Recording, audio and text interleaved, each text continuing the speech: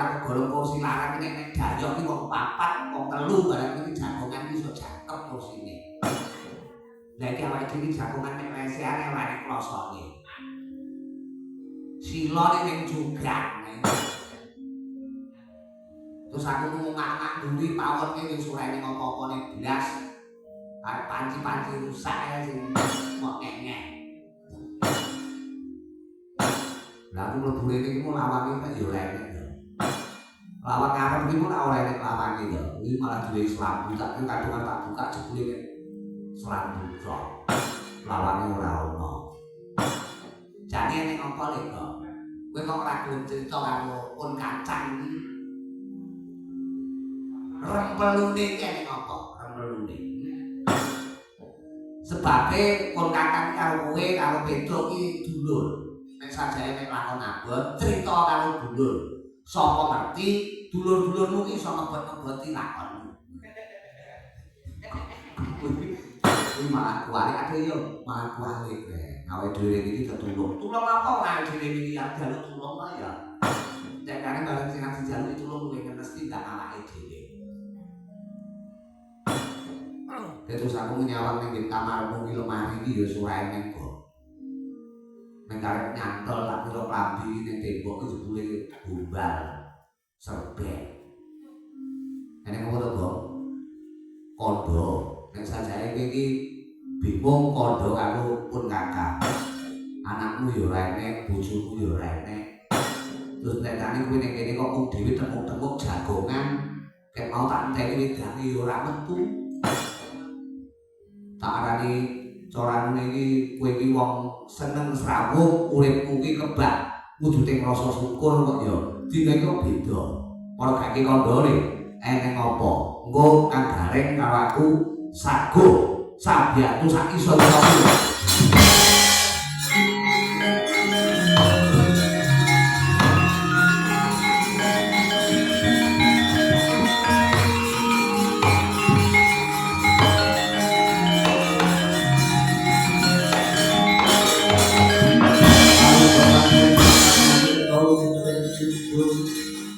Adung kadereng omong memangon mangan ayu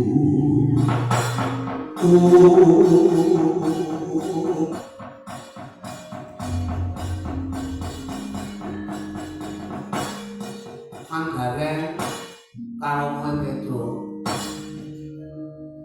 ora tak critakne wong ya kowe roh dhewe kondisiku.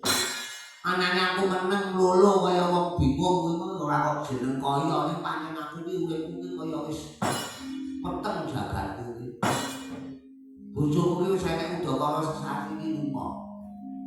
Anakku ya ngono moh ngakoni aku bapak.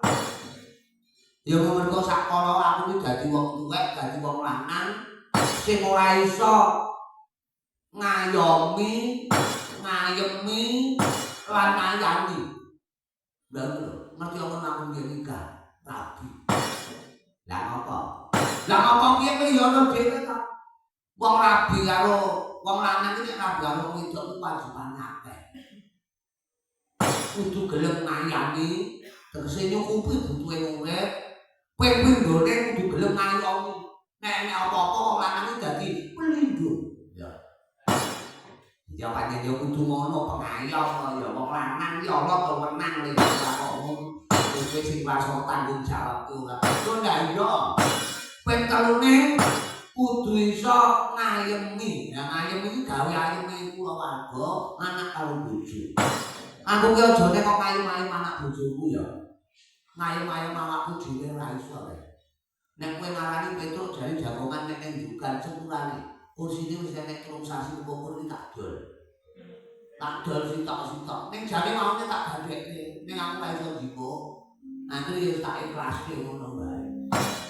Megawe sampe angel nyambut gawe aku ngene iki bingung. Arep dodol wedhus, wedhuse sapa? Arep dodol pitik, ya ora duwe pitik blas, mosok arep golek modal dadak nyolong pitike tangga. Kuwi ora sida bakul malah dicekel karo Sulipi. Polisi, Sulipi aja dibolak-balik ngono kuwi ya. Aku ki bingung penggawean tenan.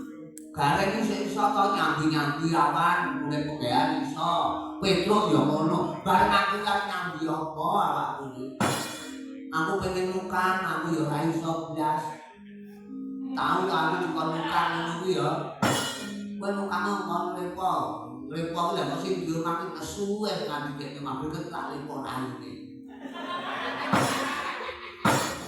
Lah kuwi jenenge ngawur. Lah piye padha ora pernah jenenge lepo kok juga templeke dite kok ora yo beres. Lah kok padha ora bener, mekah nyandak cetok ora bener, mekah nyandak kesut ora bener. Tak lepo raine iki. Nah terus ayo dipecat mah. Terus aku jajal klambi. Mulai telung dina mesti dikepung. Lah apa? Lah klambine tangga-tangga sing dikene tak jibuke. Itu tak jereng ning pasar kok. Lha kuwi jenenge kowe iki nyolong kowe ora apik. Lah wis ora nek daya blas lho, Bro. Peteng lho nek iki poso iki pengeluaran iki saya akeh. Sore iku duwene apa kae jenenge tajil. Sing dingge pembuka kok manis-manis to lho. Tajil. Lah iya. Kuduene ngono kuwi. Poso ku jane masuk. Ora bengi aku keluwen ya sing kudune warung. Wong ora tau masak. Sing sini wis dimasak iki yo ora enek. Kowe mlebu kamarku, kowe lho kamarku iki bersih. Lemari wis ora enek, klambi yo wis entek resik. Hanya kaya ngene kok. Urung kuwi sing bang plecet, bang titil kuwi wis sesuk awan sore bengi wis kaya aku kaya idolane aku iki sak. Sebab amin diapeli cara pacar mang. Wiwit kok Senin, Selasa, Rebo, Kamis, Jumat, Sabtu, Minggu nganti Senin iki rapet ta cicilan sing ora tau tak cicil. Nah terus, lah ya peteng terus ya ngene iki sapa ya mek meneng tok. Kowe rene iki tak kira nek dulur iki teko nggawa apa-apa, gawakne ajike. Tibake kowe ya kegolong wong seken kaya aku. Kulo sing iso nyambut gawe gawakne rokok ajike ya ora gelem. Ayo awake iki padhae wong ora duwe kok. Ora duwe kok terus menyang aku. Makane aku ora duwe apa-apa. Aku kejaba aku ki wong melarat, Rek. Aku ki sadar lebono pirang-pirang dina ki aku mawas diri mulang sarira angrasa wani. Wah, tembungmu. Lah jero iki mulang sarira angrasa wani. Aku iso introspeksi diri. Jebule dadi wong ora gelem sekolah ki ora penak. Zaman nom-nom aku biyen kon sekolah kok karo bapak, aku enggak. Wong setiap aku sekolah ki sak ora iki malah wayah-wayah pinak-pinak aku turu. Lah mergo kowe bengi nguyul dadi iso lah iya. Kan kok semono kelas 2 SD aku ditokne karo gurune. Mergo aku mesir gurune. Kowe iki kelas 2 SD iki. Mesir gurumu. Lah aku kuber kepiro kaya mana kowe iki balik urung kok terus arek mesir gurumu. Apanya yo salah pergaulan. Lho aku ngantos ngono karo bapak Sumari kan diumbar. Dadi HP iki aku delok koncane wong tuwek-tuwek ngono kuwi dewasa wong pacaran ngono kuwi. Akhirnya kan aku dadi korban. Lah iya dadi tiru-tiru kaya karbon kan. Akhir aku mesir guruku. Lah guruku tersinggung no. Wedok ayu lanang sing tak jare. Iki jangan aku kowe iki nemen ora nemen piye wong ketemu men nang kono. Akhir aku metu kok kelas 2. Boyongan aku langsung mlebu nang SMP. Apa iso? Iso. Nek ngono yo daftar. Enggak aku nek dolan kok mlebu nang SMP ngono dolan. Ora sekolah enggak sekolah aku sudah. Aku guru iki jijik kudu mesir aku. Ana dina iki ngene rek karo kowe truk. Aku njaluk penemumu. Aku iki mau kuliah apa wis kaset ya. Apa nek? Mau aku kuliah ning perguruan setinggi itu kan ya. Apa ya kaset?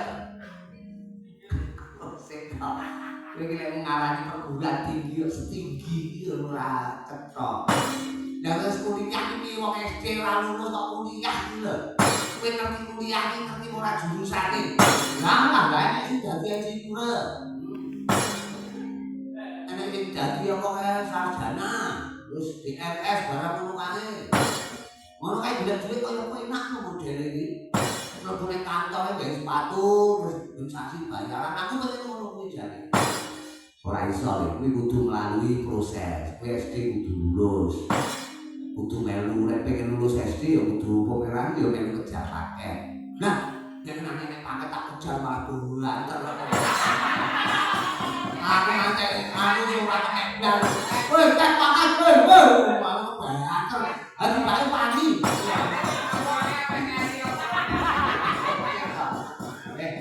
Bulan baru bicara tahu mana di sekolah iki ya kaya kowe ngomong kejar paket kuwi. Lah yo paket kuwi tak uber lho. Joko sik to kejar paket iki ora ngono kuwi. Kejar paket kuwi sak ora-orane kowe sekolah menempuh dengan waktu yang cepat. Lah iya, menempuh dengan cepat to. Banter kuwi motore tak tek kuwi. Tak uber ora candak kate aku iki ilmu iki. Wis angel. Angel rasa digarap. Kuwi repot iki, rasa teko. Ini lho, Teng. Ora sanut aku renono urip kuwi jaduk mentok paling wong swara sak donya kuwi ya mek aku. Jebul mergo saka aku ki jaman sing cilik ki ora gelem sinau. Pengen belajar dalang, aku tau dalang aman. Dalang hewone sumuk. Makane yo aku ki wong ora duwe kok. Mapan ngono karo kasbawa sumuk. Jare kula tetap silak ukur-ukur kok ngarepe disogoi ya tak cilik-cilik. Wis jam repot iki anu iki salah iki cucu iki gedang iki salah tak cilik-cilik. Salah gedang golek ning ngene tak ngene kelem ya sing tuwek tak kira bapak iki benerke. Dudu kuwi waluh kuwi. Kuwi waluh ning dadah disogok lah semangku tak malih aku ndalang wis gak ali kok sumono. Ya kowe iki ora nganggo rangkepan. Ya apa sumu kok rangkepan. Aku yo wong ikhlas. Lah terus mergo saka lehku bingung sak yaene. Bojoku kan yo tak jak pitungi ora tau semaur. Manut karo kowe bisu. Ora nyambung iki. Mergo bojoku iki bisu. Tak pitung ra meneh. Mula kuwi aku pengen anu nulak sarira karo Ndara Werku Dara. Maksudmu? Ndara Werku Dara kuwi lak golong wong pinter to. Ndara Werku Dara kuwi kondang iso golek ilmu petuk karo guru. Sejati kuwi lak mergo dadi muridé Pendhita Durna. Lah terus aku njaluk penestu ya Ren karo truk. Mbok menawa dadi owah-owahan ning uripku rasa kok ngene sebab uripku duwe ilmu, aku iso urip ayem. Aku pengen meguru kene Durna ben iso kaya Ndara Werku Dara.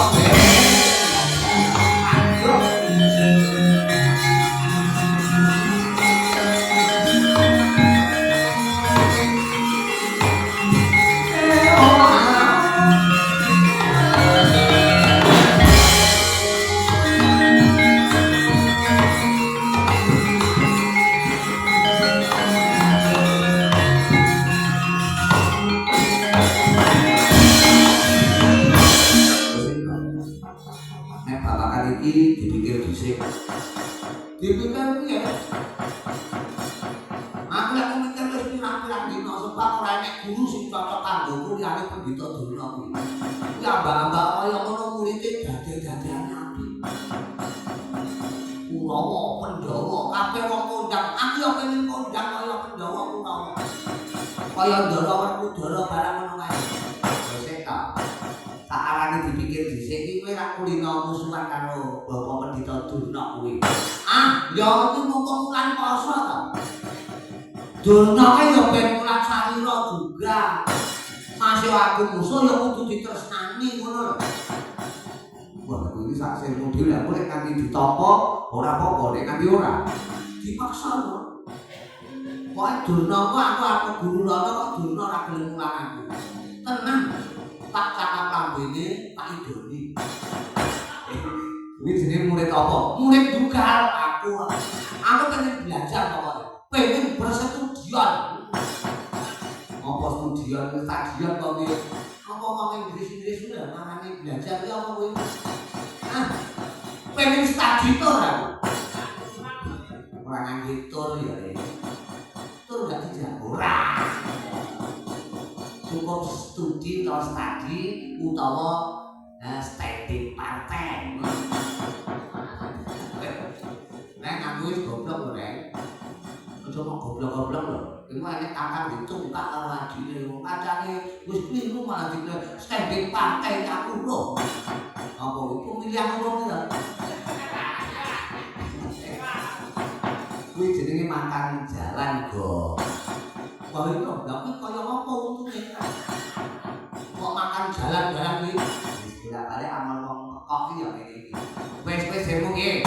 Aku tuh nomor kajian ya Rek. Kalau truk, aku tak neng soko monco. Soko 5 kok ae. tanggulane Pendhita Durna tak niat tulus saka atiku pengen meguru supaya uripku mundhak ora kene. Aku sejek nyapa sapa repot. Aku sapa repot wis ora ndek apa-apa.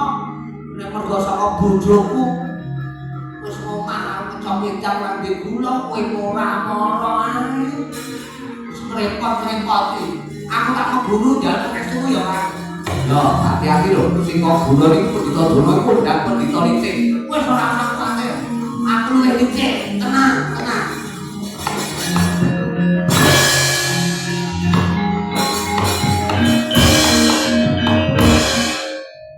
Ora tak guyuki.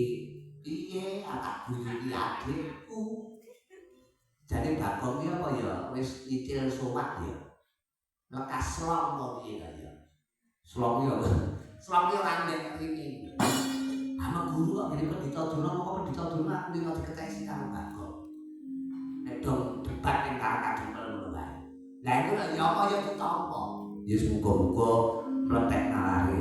Nek ora ditulung piye wong nyatane ekonomi iki ya ruwet kaya ngene Bagong. Jadi ning pawon entek kabeh. Arep apa sing ditumpuk ning tak delok timbang dudu apa-apa. Dibane rong tikus ning kono. Jantek prabot-prabot rumah tangga entek kabeh. TV barang ya ora duwe sembarang entek Bagong wis bener. Ya iki sangko kadan nek sajake Reno awake iku dadi kadan.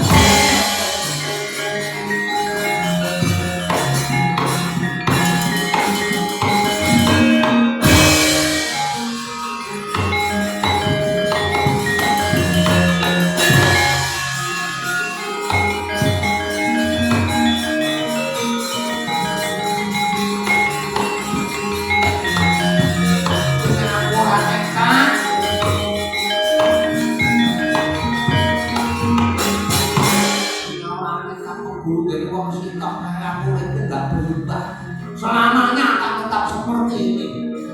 Mungkin bisa jadi wong bodoh, jadi wong melarat, jadi wong orang dengar muda. Pendhita Durna, Bapak, kula meguru sampeyan Bapak.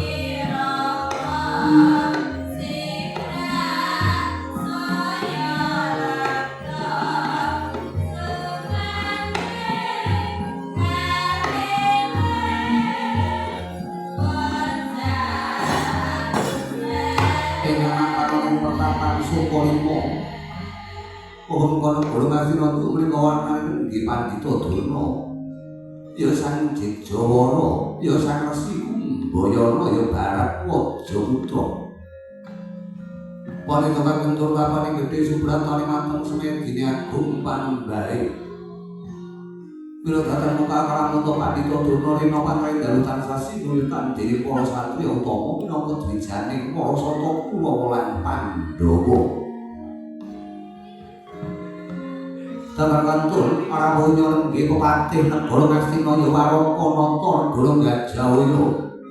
Ing mapan ana ing kasatriyan Plasa jenenge Gendara Desa Kasih Raden Harya Sumandya-Patih Harya Sangkuning. Terus sang punika dalem juga iki Pandhita Durna miyang Patih Harya Sangkuning kedadak sarung getring jaba pingin bali agung ing pertapan Sukalima Kilurah Bagong ya sang kacepot penembang kulawan lan penembang halo mangun apa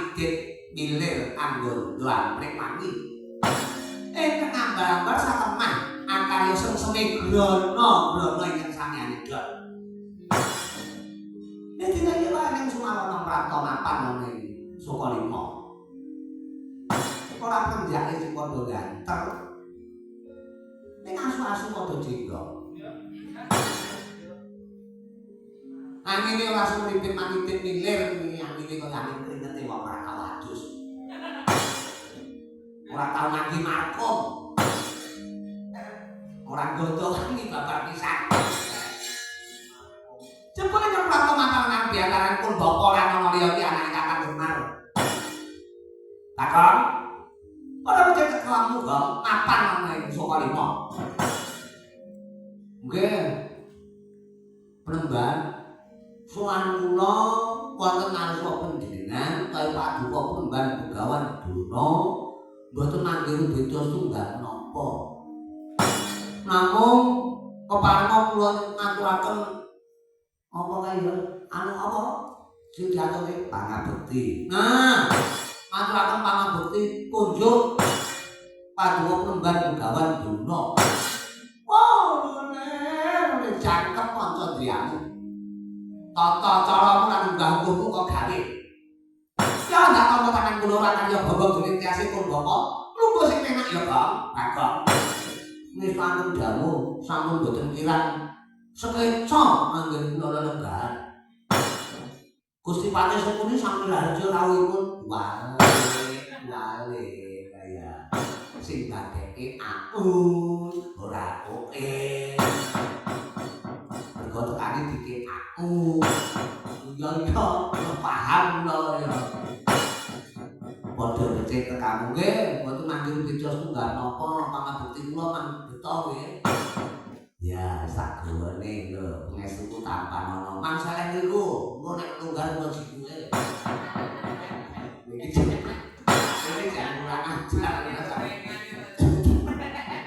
kenapa tau apa pengestune wong gerah kok kon nyeleki kono itu kok mulai lunggar kok jenguk tanganmu iki ngapa ya lah sing kok gorengan paham lho sampean tangan kula nek nyekel sisih tabu sisih gorengan nek longgar nek sampean kula jiko ngoten lho nek kan repot nek kula nggawa kaya pengestu geger ora ngono sing tuman iki wong pengestu kok didelekke iki ayo dituman-tumanke kok ya apa to mangko takon wonten dawuh kapan kok direktur angin apa kok ngerti kowe prapto apa nek suwarima mongko sak ngerti kowe karo tur bapak ki sengit sak ngerti kowe karo aku kuwi sengit ora ngerti akon isine kowe wong tumindak ingkang restok lan tur bapak ngino marang pendhita dono lha diweni sira prapto apa nek suwarima kok dadi matur eneng apa kok eneng apa matur amin kowe mboten anu nggih mboten dadi dukanipun nggih. Perkara duka karo kula iki nyaman suasana sing tak aturke iki apa? Nek sing tak aturke iki sing apik-apik pun bapak ora duka. Nek jane sing tak aturke ora ono limpu nyono, pun gale pendhita dono. Ora ono mesti tak dukani. Oke, wis pancen dawuh tak matur. Kene ngapa dengaren kowe gak terus ning Sukalima. Apa kowe ning Karangadugel kono wis ora duwe kanca kok piye? Kok ado-ado saka Karangadugel kok rene jen. Terus apa jenenge kena nyangklong tas sekolah. Ya ijen lho iki terus jujuk Sukalima iki. Benasmu iki kerakan dadi dadi benoto sangir, sangar iki. Benoto sangar. Amin sewu ndara pendhita dono. Kula badhe matur panjenengan yen cara nek enten kurang nurute kula nyuwun pangapunten. Kedadosan sing wis sing empun nggih sampun ngoten nika. Maksud kula kali sampean pun boten dendam. Kula kali sampean nggih boten musuhan. Nek kula tau ngaplok jenengan amin, kok wis tau kok. Kula nyuwun pun kebacut. Kula nyuwun pangapunten. Dinten samangke sak gluguting kolang kaling sarima binawa sastra. Kula boten musuhan kaliyan panjenengan. Aneh apa? Kula niku nun sewu. Kula niku lumohe nek kula niku dadi punakawan sing bodho. Kula iki maca ora iso, nulis yo ora iso. Lho, arek kowe do pesen panganan ning warung. Kula gambar. Pesen apa-apa kula gambar, untung mboten iso nulis. Masa nggih kula gambar. Kapan-kapan kula didoi gambarane. Arek pesen kopi ngono piye? Enak lho pesen kopi itu gambar gelas diulek-ulek ireng niku dadine pesen wedak kopi. Oh. Arek pesen ayam bakar. Mangke malah luwih enak sampean patih ora mudhek gambaran. Cukup gambar pitik terus disore diweluk, ngoten niku jenenge ayam bakar. Nek pomo sir pesen wedang susu. Malah enak langsung gambar. Bakule diceluk, aku njaluk iki karo didulek ngono wis.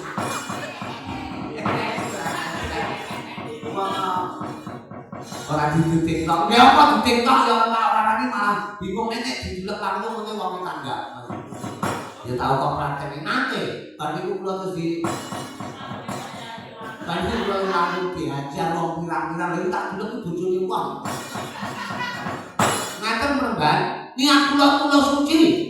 Lahir itu sing batin bahwasanya soal saya di Sukalima menika yang kula namung pengen pados undang-undangan ning ilmu, undang-undangan ning kadewasaan. Kula kepengin urip kula ayem, kula kepengin urip kula tentrem, jroning yen kula kangelan golek pangupal jiwa, kula pengen kados Ndara Bratasena dados siswa paduka iso nemokke jati dirinipun. Kula pengen dados murid sampeyan. Yo painten kula akan cendela, cekap semanten atur kula. Wassalamualaikum warahmatullahi wabarakatuh. Jadi cakep lho, Cak. Paling Kakang. Ya. Tadi kan dadi murid Pendhita Dono. Nggih. Pamitamu apa? Kowe duwe apa? Kula apa-apa mboten duwe sing duwe namung sitok. Apa-apa mboten duwe sing duwe namung sitok. Apa ki? Namung kewanen kula, niat kula, lek kula kepengin dadi murid sampeyan. Kok janji sampeyan mboten purun dados guru kula. Amit sewu. Iso lakon calon guru. Jajan karo calon murid. Lole piye kaya. Tenanan kula susah, nunggangi kula susah. Kula mangulang kaya Dono Werkudara nika iso oleh ilmu entek-entekane. Mungkin kula iso adep dukun. Enten sing kula dol ngoten lho kebisan kula niku ilmu kula niku iso kula amalke. Lah, kowe apa ora kelu keburu kene Pendhita Dono mboten. Leres iki. Niat kula namung keburu dateng panjenengan. Pripun? Dipun tampa napa mboten? Oh, ditampa. Alhamdulillah. Kurang. Sing dipikir ya. Dituni apa wae bener. Piye iki dituni? Mangsa bola.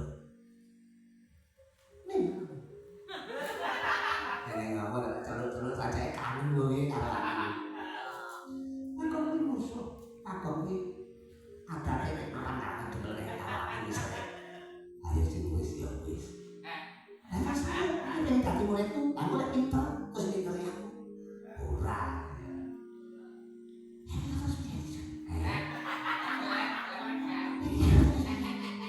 si tomboy itu terus ditambah siswa sesuatu budaya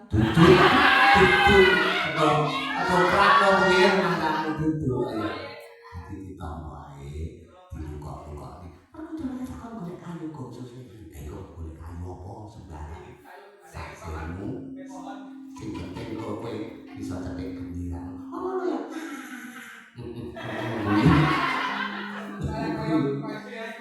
guyu karo dana kaya ora isin ning ngarepe pate iya pasangan ojo kuwatir kakon iki gampang hapus-hapusane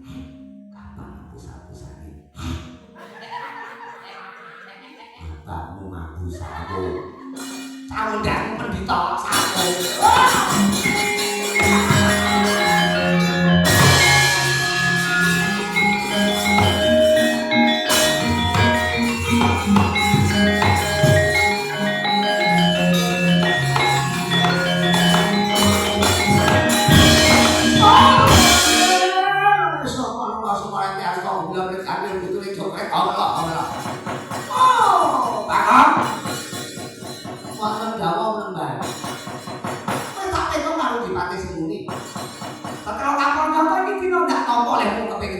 Pendhita Dono.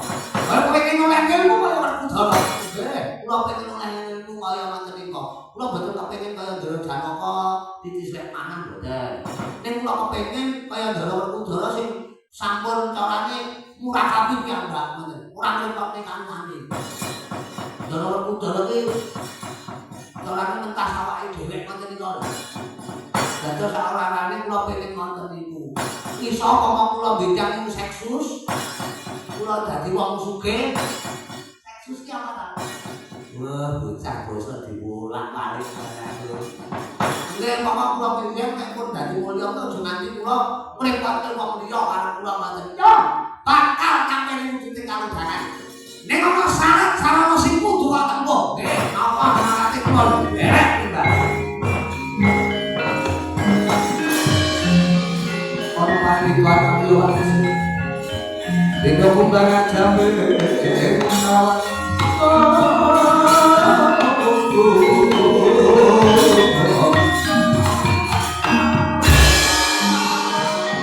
Niwan balik aku Bapak ekong nelayan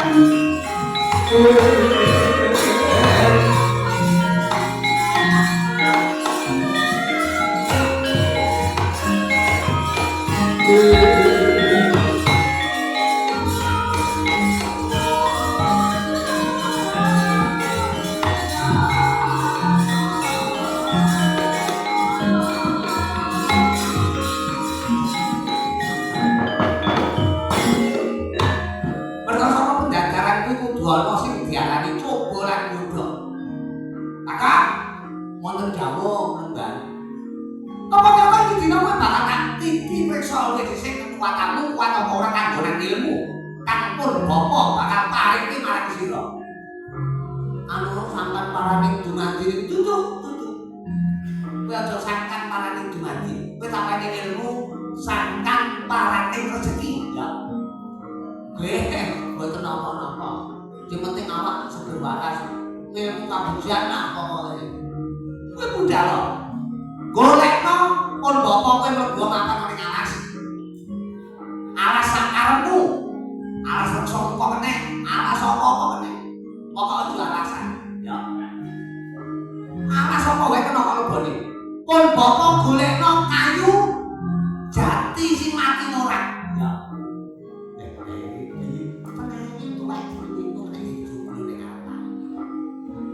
Aja mati-mati bali ana nang pun bapa. Nek kowe ulo nantuk wujuding kayu jati sing mati ora kuwi mau. Kowe mboten kayu khusus sing mati ora, perlu cara karepe ora padha. Sing sing cara ngerti? Sing wong sing kekuatan, sing penjajaran. Nek aku dorongke kayu khusus sing ane pantes, mergo pancen kesatria ing raja. Kowe kudu nglacari wae sopan iki kudu ndondong karo kowe. Kowe dhewe iki wong sekek, kowe wong tidak kejaraan. Kejaba ing marang rupamu ya kaya ngono, ya. Pun bapa golekno kayu jati sing mati ora. Aja mati-mati bali. Nek urung mondok kakarane pun bapa kowe langsung dawuh. Kayu jati sing mati ora kok ya nek kayu jati.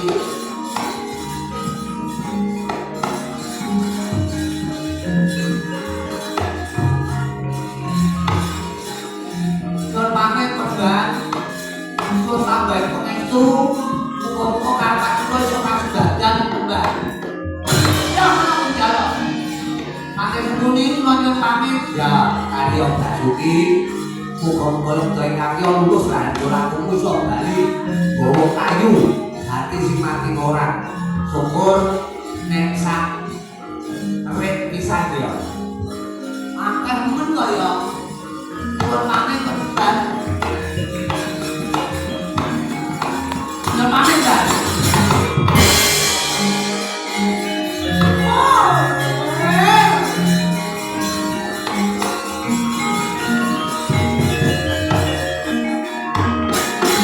Itu nih, apa lagi gundel? Orang kira kok pendeta cuma nampak kulit kok takut. Kamar yang aku mau orang kita suatu mengaruh teman-teman. Nah, kok pakai nama yang tenang alas. Macam mana kamu yang tahu nanti?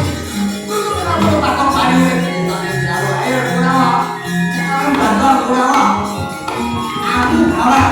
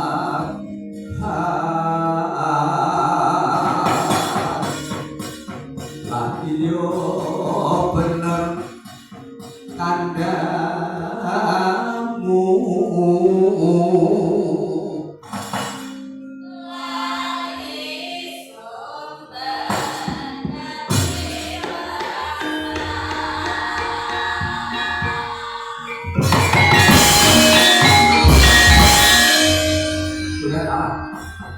Kepala junta pe dhewe dudu kowe sing tak golek iki sing tak golek Bagong ya kene kowe kantong bolong petruk ngandang ana tengah di dalan.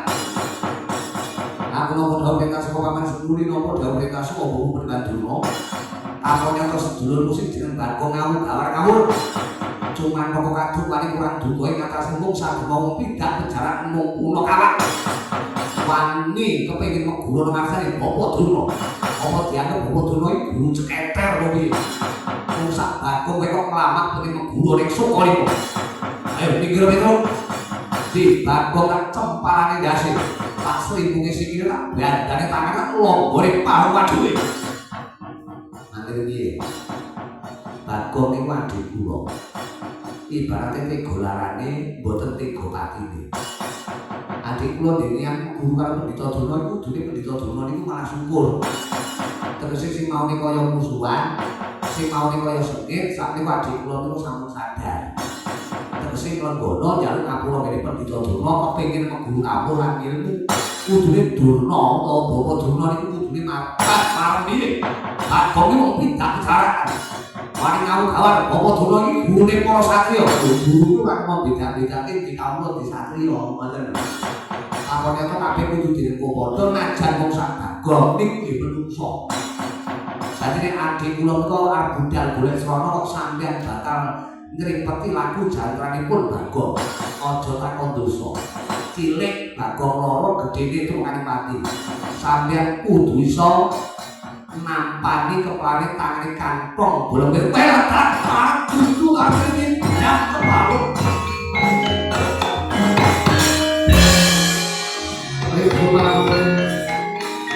Ayo mawon.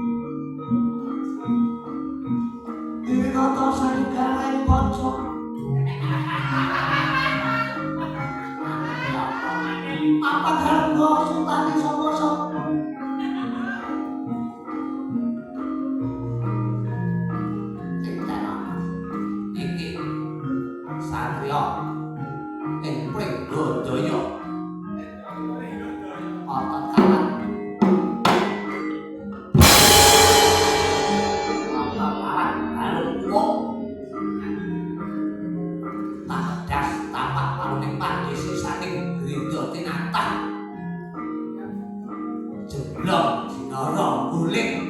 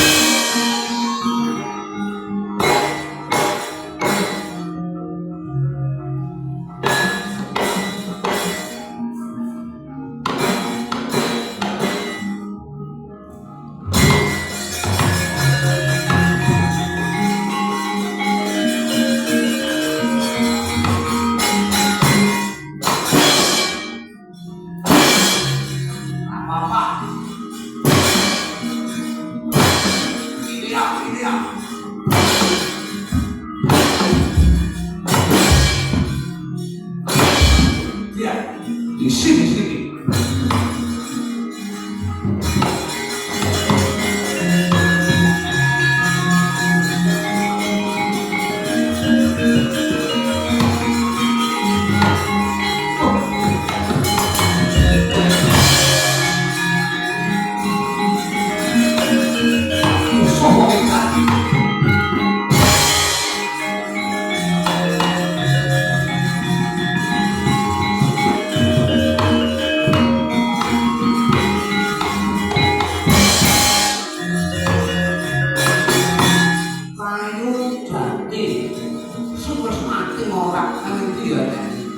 Wah, ini alas kok perhutani. Waduh, ketoknya alas ini kurang rumput, kurang sangat. Golek sing luwih rumputnya.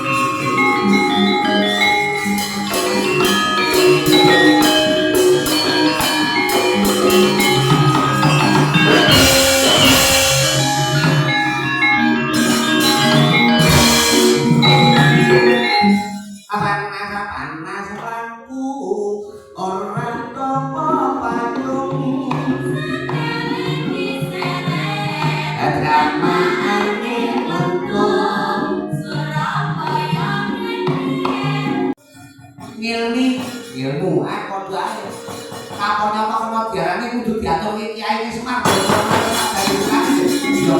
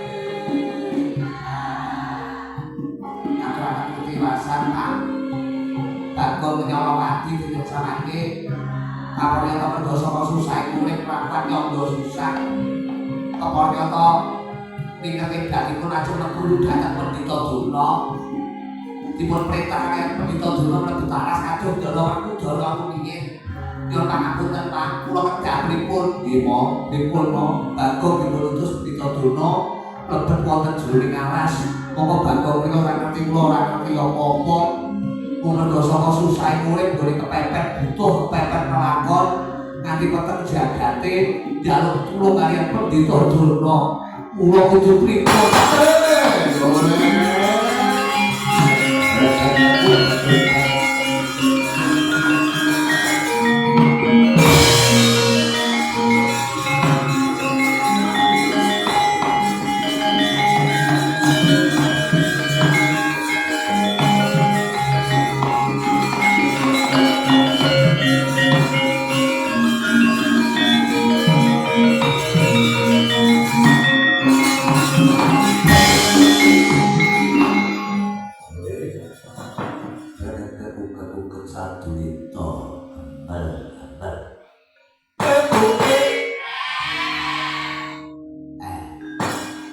Lakon kuwi adile kudu dilakoni.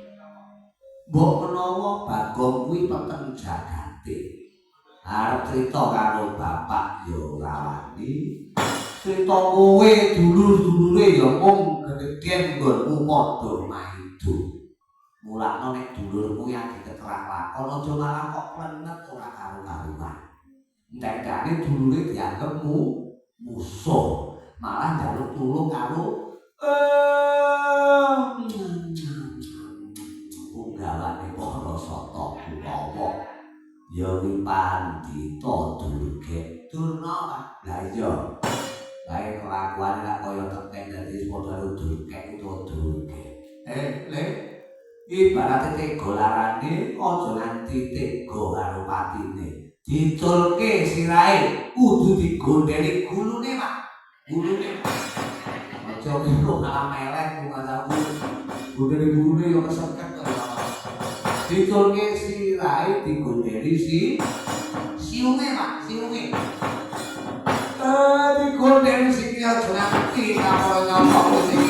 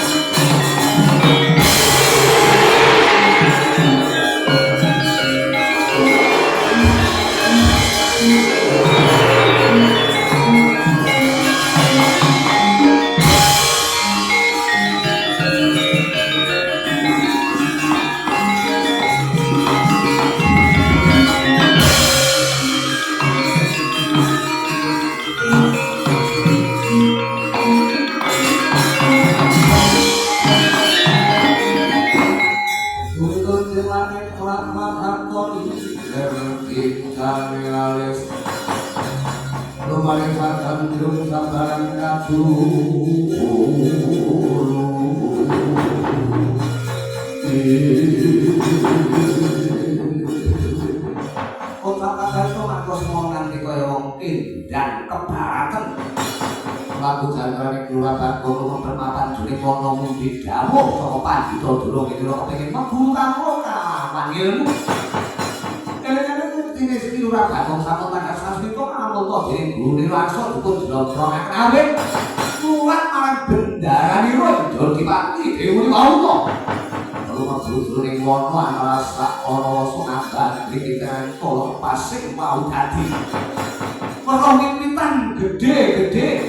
Lurah Bagong eling-eling wujude manungsa ingkang lumuh tandang gawe.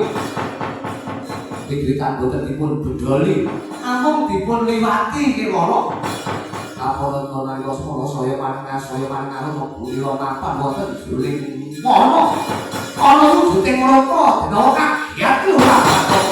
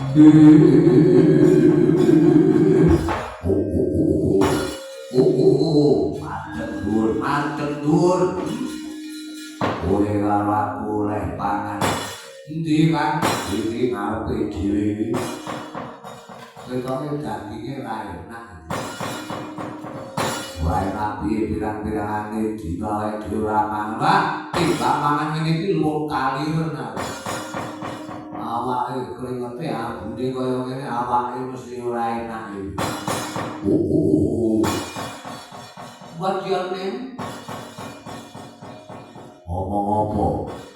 What's your name? My name is Bacon. Sapa jenengmu wae ning buta loro nang kene ning jero anu iki? Yen kowe takon karo aku jenengku Cepot Dento. Aku Bawara Yaksa. Hah? Cepot Dento. Karo Bawara Yaksa. Lah kok nyapa kowe wis pirang-pirangane dina ora enek pangan. Dilalah kowe mlebu apa jule mono aja takuran. Gaglah kamu.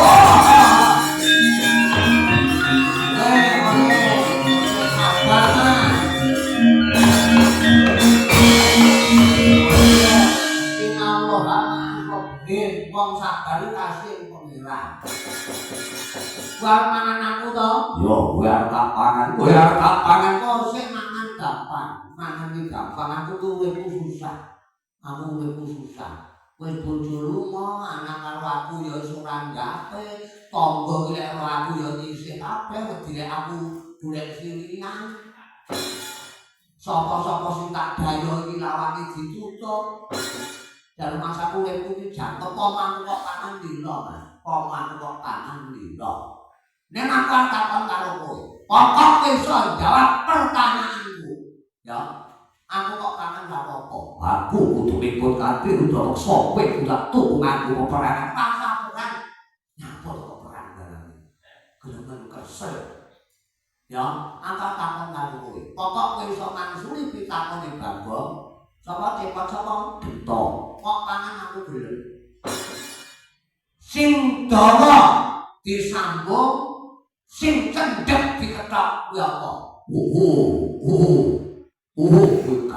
kuwi kapan pokok kowe iso badoken aku trima wis to mok pangan mok jinjing ususku iwakku sembarang kok pangan boleh pokok kowe iso jawab sing dawa disambung sing cendhek diketok kuwi celana ndasmu kuwi ta buta ora tau golek karo ngelmu iki jenenge ngelmu ya sing dawa disambung sing cendhek diketok kuwi angen-angene jalma manusia wong nek duwe cita-cita apa nyata umpama lakon kuwi terus apa nyata cita-citane saya luwih dawa terus saya disambung pamane kowe pengen sugih Ulung suka kowe kok pengen sing luwih sugih neh pamane kowe duwe bojo ayu iku ana kok ayu ning jopo kowe sing pengen duwe bojo sing luwih ayu neh ngono sak teruse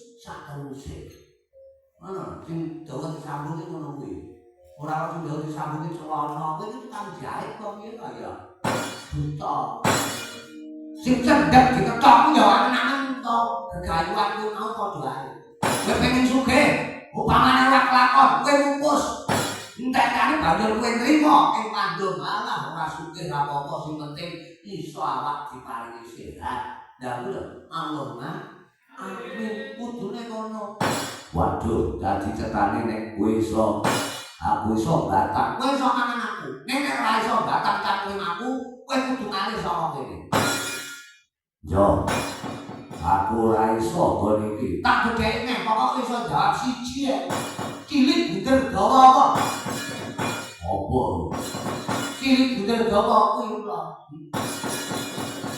cilik bunder gawa apa kula wujud kuwi ngono rokok cilik bunder gawa apa rokok karo dudu kuwi kabel kowe tau karo kabel ora bisa karaokean nah ya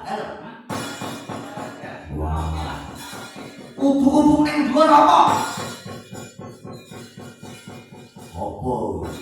helikopter sarungan kuwi nek ubuk-ubuk ning dhuwur rusak-rusak ning dhuwur apa kuwi awakmu metaku bom diputer pesek itu karepe dhewe lha ora iso batang aja takon dosa Pak Bobo Pak Lowo Pak Kirut iki Pak Tusik incit sak panunggalan itu ditanya to kowe ra dalah terus piye ora iso tak buang kowe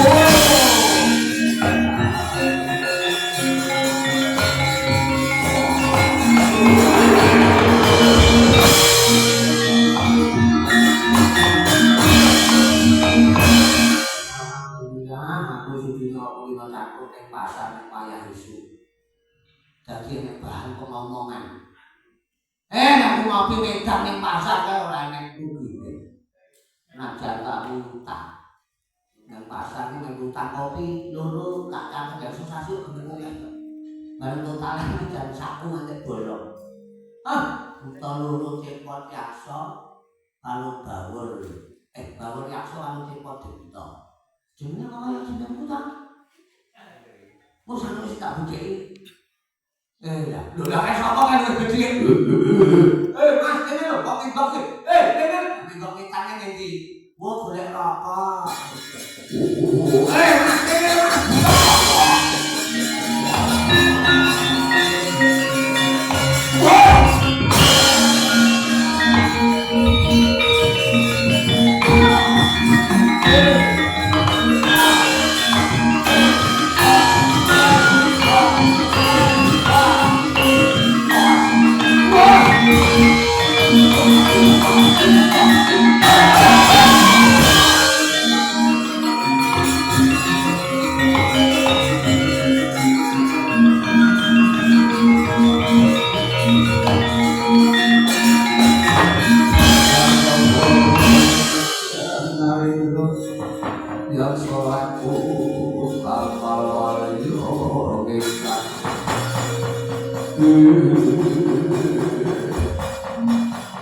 Kowe buta dasar kepara nyata kowe ya tak bedheki ora nganggo bedhek-bedhekan wong bodho ngono aku ngerti sapa kowe jenengmu Lurah Bagong kepara nyata kowe anak Semar Sikwaluju kowe kepengin gayuh ya golek apa aku lebaras ora golek apa-apa karo golek udangane Bapak Guru Durna masuk guru berkene kudu tak turuti kayu jati sing mati ora kayu jati mati ora ning kene ora enek nek ngono kowe padha karo nantang aku ora nantang diadok pisan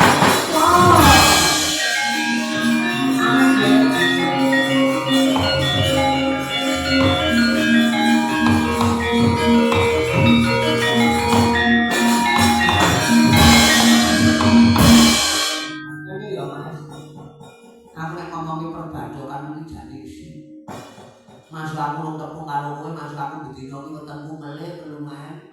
Nek kok pangan enggak apa-apa. Soale aku iki wong susah, uripku sarwane nyambut gawe ya. Mung ngono-ngono wae ora enek asile. Aku tau lamar dadi apa kowe ning pabrik triplek. Suami aku ya leren langsung pensiun. Awang-awangen. Terus baru aku ning Soki. Nek dadi kerun, kurir. Nanti atur-atur ku lho. Lah ya kuwi kurir. Itu kok ngerti kurir ta? Dia sedina aku ya wis leren. Banyak ngopo jenuh, ngluyur terus jenuh. Terus aku yang nekat budal mengantor. Nek dikene tanggoku rada. Ning ya ora krasan. Wis ngene iki tenan aku wis uripku ora nek gandolane. Bapak Semarnya ya ngono. Bapak Semarnya sampai kena cawe itu kan anaknya sudah ndake blas. Terus aku paribasan wis enek gunane aku panganen Mas. Ora apa-apa Mas Buto. Aku panganen Mas Bud. Panganen tidak masalah Mas Bud. Timbang Bud mutal tempe ya. Lu kowe mutal bakong aku panganen aku lilo. Mas yo, aku iki wong susah. Mas yo aku iki uripku kaya-kaya ora enek gunane. Nek aku iso nyenengi atimu, iso gawe awake ketemu, padha karo aku iso marem. Mergo aku iso gawe senengi atimu Mas iso ya.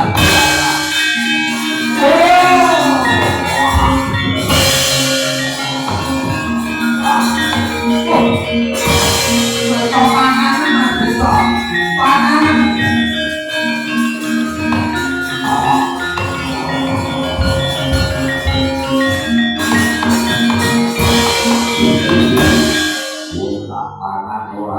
Ora apa-apa. Wis kok panganan aku lilo wis tenan aku mikirane apa-apa. Aku wis tenan cita-citaku wis pupus kabeh. Aku kok pangan ora masalah. Panganan pokok ragaku, getihku, dagingku iso gawe senenge atimu iso marepne wetengmu. Panganan aku lilo. Aku tak dongake mangan aku entuk wujuding kamulyan. Oh, lah.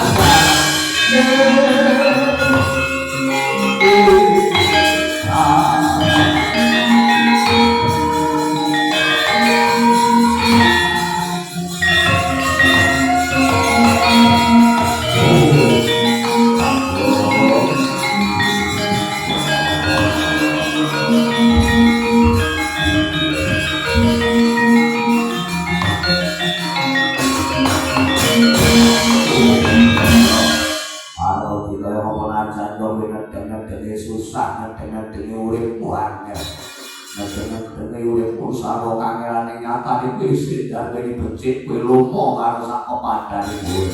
Mula kadhe sawangan sapa jatine aku Bagong.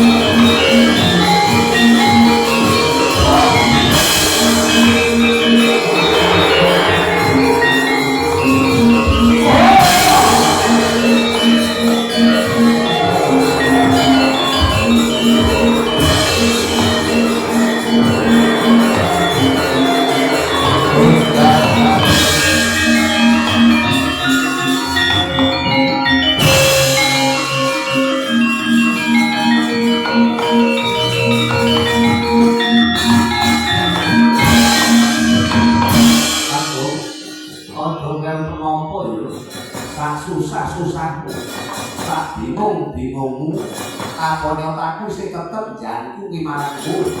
Aku iki dudu kowe dudu aku. Ning yektine kowe karo aku iki siji Bagong.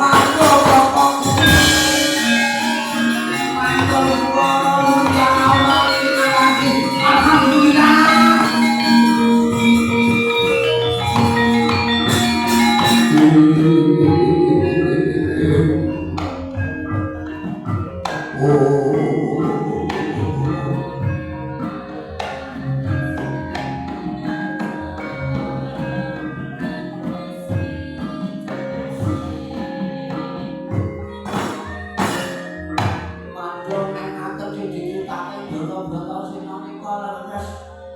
Tiba ana nek rujuk kepepet urip nika tangga sejatine ya mung awake dhewe. Sampeyan dudu kula dudu sampeyan ning sampeyan kali kula kok siji niku nalaripun pripun? Sampeyan sinten? Yen takon karo aku iki aranku Bawasari. Uripku iki bebarengan kawan jeneng kita ana ning alam donya. Kula kan saka kuwi yen kita ngerti utawa kita weruh apa kang dadi panaltine pandhita dina ngene njaluk kayu sejati kuwi upama jentre mengene. Kayu kuwi kajeng utawa kekarepanmu jati wis ngarani sejatine kekarepane si Bagong. Ewadene ana sing ngarani mati ora kuwi kowe ora bakal bali mapan ana desamu lan ana ngarsane wong tuamu. Nanti tau ana windono lan jantung nganti tuwa nganti kowe mati nggonmu golek kamu ora bakal bali yen durung kasudadan apa sing dadi sediamu. Munggo iki wedine kayu jati kang mati ora padha.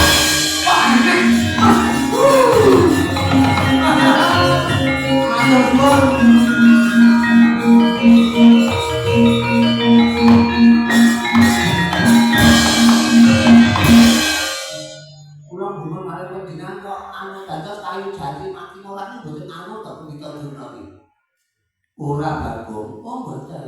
Mboten sampeyan rupane kok kaya kula. Niku ngene ing ngarepun Bawa Sandha. Sampeyan dewa napa memedi? Lho, iki kok memedi ndas kita iku, memedi ndas kita. Ulun iki dewa kita, ya sejatine Bagong. Lho, lha sampeyan sejatine Bagong ndak lho. Sejatine sinten? Aja gojek lho, iki dewa lho, aja gojek. Kita bakal ulun bendu, ya. Ulun karo kita iku siji. Ulun ya kita ya ulun. Ulun dudu kita dudu ulun. Nanging ulun lan kita iku siji. Lho, ya kita ya dudu yektine iya karo ora kuwi padha wae. Uripmu nandhang susah. Susah kuwi nek ndhedekke rasa syukur ana panguwasane Gusti Kang Angkara Jagat. Kowe duwe rasa syukur sing digene patoban urip nandhang susah.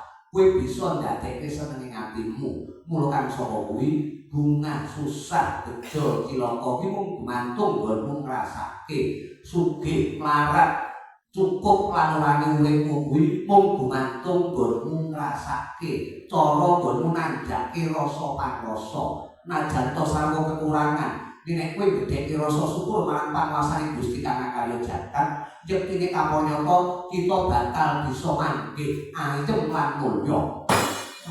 Lah iki kudu tak sopehke ngamu iki. Ya lajeng kula kedatipun kula napa panjenengan berarti duwe ilmu sangat parah ora nganggo ilmu norno simbah kula karo kita iku siji. Kita kudu bali mapan panggonan kita. Bali aku mulo karo dulur-dulurmu wiwit dina iki aja dalem panesak. Urip ana nang donya iki kabeh iso ana gariske. Urip ana nang donya iki wajibe manungsa mung kari nglakoni lan budidaya. Kelakon lan ora gumantung karo Gusti Kang karya jagat. Sak susah-susah kita ulun tetep jampange marang kita.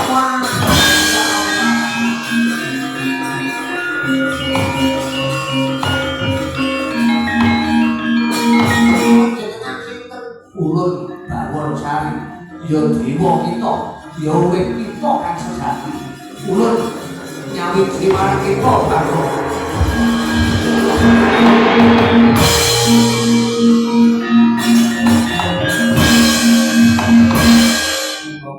watabonan ilmu iki ora anu iku kula sapa iki Bawor Sari kabeh jenengku buta loro kan ya Man, ya apa nafsumu dhewe.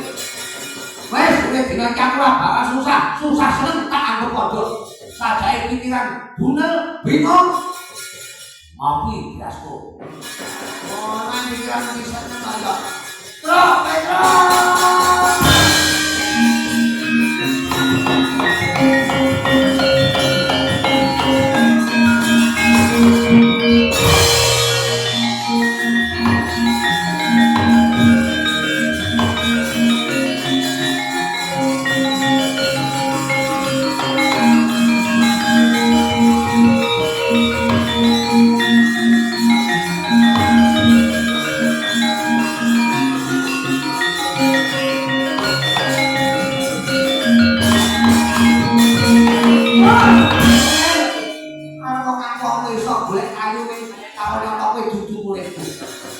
Muka-muka keblebang mulai membangun. Ayo mulai balik.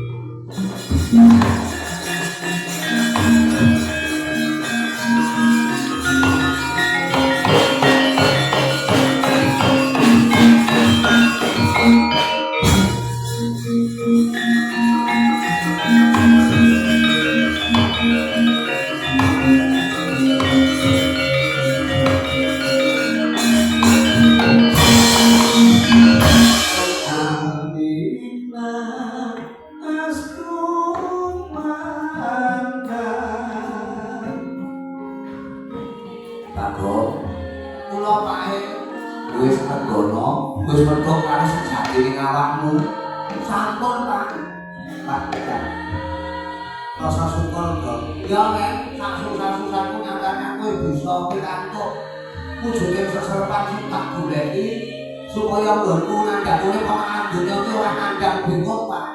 Ora susah. Ya boleh. Iki wati-wati lingku marang kowe aja nganti krungu ndara-ndaramu Pandhawa ya. Yen nganti krungu ndaramu, Ndara Bratasena, kowe iku dianggep takonyata ganggu gawe. Wujude besare Ndara Bratasena sebab kowe teru-teru nggayuh ilmu. Iki gawene dhewe. Yen ora temene